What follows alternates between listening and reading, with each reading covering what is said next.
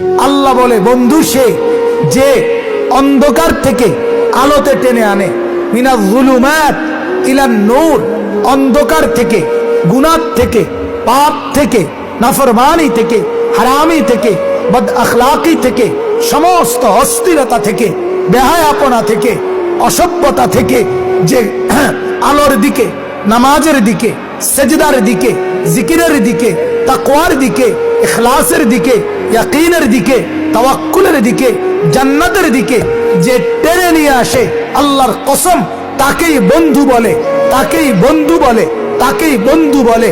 যে মদ খাওয়া শিখায়, জুয়া খেলা শিখায়, নারী দেখা শিখায়, উলঙ্গ ছবি দেখায়, নাচ দেখায়, এই রকম জুয়া খেলায় অভ্যস্ত করে নেশার রাজ্যে ডুবায়া দেয়, নর্তকী আর সিনেমা, নাটক আর উলঙ্গপনা, তোমার যেই বন্ধু তোমার সঙ্গে থাইকা মোবাইলে দেখায়, তোমারে ডাইকা দেখায়, তোমারে জুয়ার আড্ডায় নেয়, মদের আখড়ায় নেয়, নর্তকীর কাছে নেয়, বেহায়া কোনো মেয়ের সাথে প্রেমের সম্পর্ক করায়া দেয়, কোন উলঙ্গ অসভ্য নারী রাত্রি গভীরে তোমার সাথে কথা বলার জন্য সুযোগ করে দেয়, আল্লাহর কসম ওইটা বন্ধু না, ওইটা শয়তান, শয়তান, শয়তান, ওইটা শয়তান যুবক। অসৎ বন্ধু বন্ধু না, শয়তান।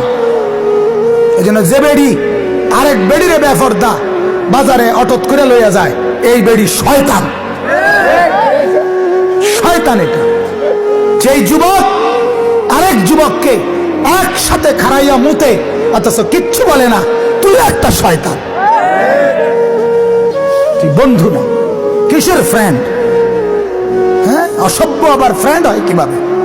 বন্ধু তো দুশ্মন হয় না। বন্ধু কিভাবে বন্ধুকে আগুনে ফেলে? কথা বলেন। ছেলে পেলে মা চিনে না, বাপ চিনে না, মহল্লা চিনে না, অভিভাবক চিনে না, মুরব্বী চিনে না, ইমাম চিনে না, খতিব চিনে না, আলেম চিনে না, চিনে তার মতো সমবয়সী খারাইয়া মতে এরম এক লম্পট বখাটেকে। তার স্বপ্ন, ধ্যান, জ্ঞান তারই নিয়ে চলা। আশ্চর্য বেটা, তুই বোঝো না সে তোরে নষ্ট করে দিচ্ছে।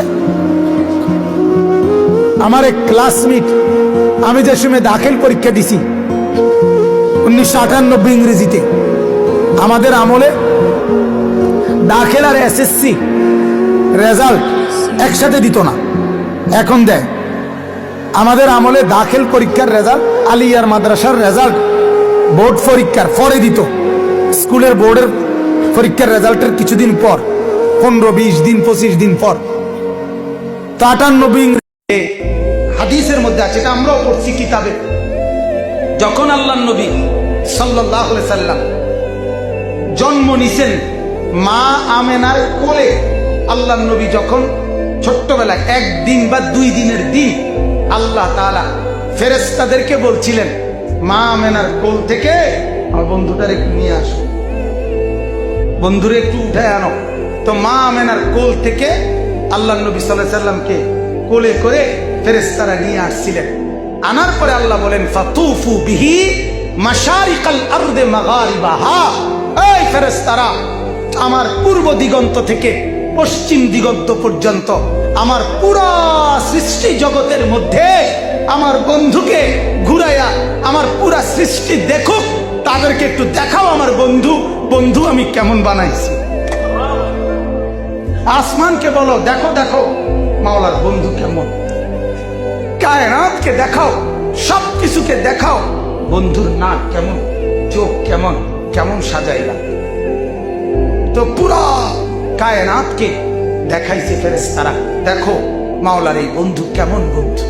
আর আজকে মেরাজের রাতে আল্লাহ তাআলা নবীজিকে ওই আরশে আজিমের উপরে নিয়ে দাঁড় করিয়ে আল্লাহ এইবার বললেন, বন্ধু ছোট্টবেলায় কোলে থাকতে আপনাকে পুরা সৃষ্টি দেখছে, এবার আপনি পুরা সৃষ্টিকে দেখেন।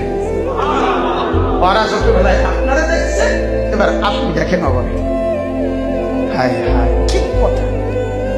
উনি বলছেন, ছোটবেলায় আপনাকে দেখাইলাম, এবার আপনি দেখেন জগৎ আমি কেমনে সাজাইলাম, আমার কায়নাত কেমন দেখেন, দেখেন। হ্যাঁ, সুবহানাল্লাহ। আর একটা কথা, হযরত বলছেন 40 বছর বয়স থেকে নবীজিকে হযরতে জিবরিলের মাধ্যমে আল্লাহ তাআলা কোরআন নাজিল করে করে আল্লাহ তাআলা কথা বলতেছিলেন। কোরআন মানে আল্লাহর কথা, কথা বলেন। কোরআন মানে কার কথা? আল্লাহর কথা।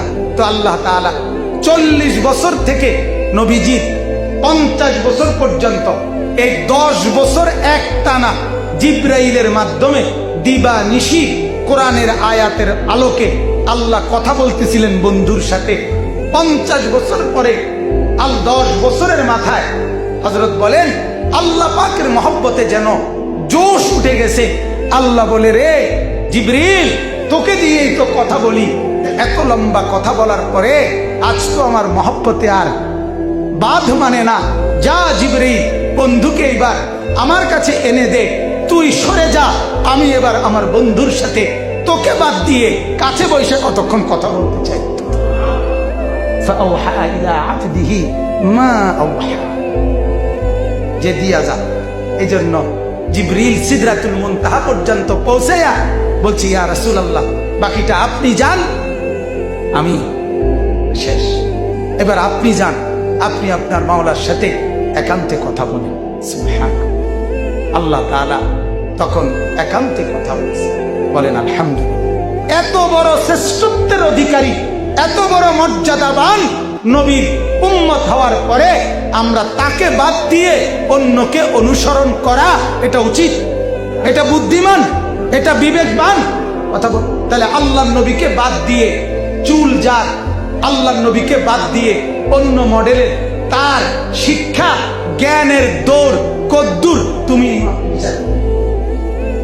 আল্লাহর নবী সাল্লাল্লাহু আলাইহি সাল্লামের চেহারা, দাড়ি, এটার দৃশ্য যেরকম, আর তুমি যেটা নিলা, তাহলে তোমার বুদ্ধিমত্তা, তোমার জ্ঞানের দৌড় কদ্দুর তুমি বাজে।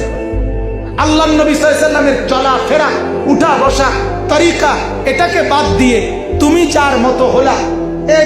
2 দিন আগে এক ভদ্রলোক বলতেছে